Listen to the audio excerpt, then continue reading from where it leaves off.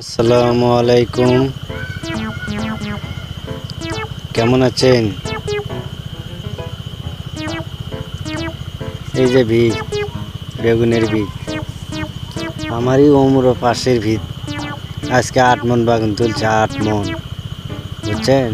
আমারই ইমুড়ো ভিত, একই পাশাপাশি ভিত। 8 মন বাগুন তুলছে, 8 মন আজকে। তাই আজকে আমাকে দেখে সিলিক করে ইচ্ছে আর ভিনি যাচ্ছে ওটি। কী করবেন কন তো? এঙ্গাত কি গাঁত আগ লাগে না? হ্যাঁ, কন তো আপনারাও কন। এঙ্গাত ভালো লাগে না লাগে না? আমিও তো এটা কাজ করিচ্ছি, আর উমরতে ক্যাঙ্কা করিচ্ছে, কেদারি করিচ্ছে, এ করিচ্ছে, সে করিচ্ছে। অন্যায় 8 মন বাগুন উঠছে, তাতে কি সমস্যা কী আছে?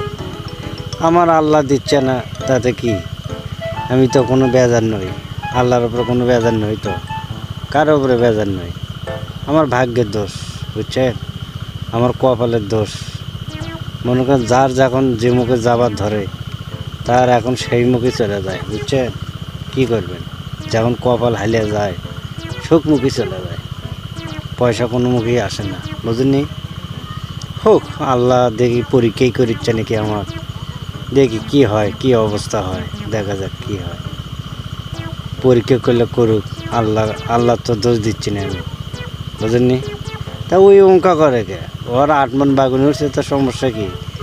আজ যে সেই চিলিক ধরছে, হ্যাঁ, লামা হলো না, পানি হলো না, বৃষ্টিতে একবার ওগুলো ভিজে একবার সয়লা পাওয়া গেল। তাই আমাকে দেখে মস্কারি করিচ্ছে বা টিচকারি করিচ্ছে, বাড়ি কী করবেন কর? ওর উঠছে, উঠুক, আমার হচ্ছে না, তাতে আর সমস্যা নাই। আমার হচ্ছে না ব্যান কৃষক, বোঝেননি? আবার সিলিক করিচ্ছে, দেখছেন কি অবস্থা? দাঁড়ান, আমি ওকে একটু দেখাচ্ছি মজা, বুঝছেন? ভালো থাকবেন আপনারা, খুবই ভালো থাকবেন।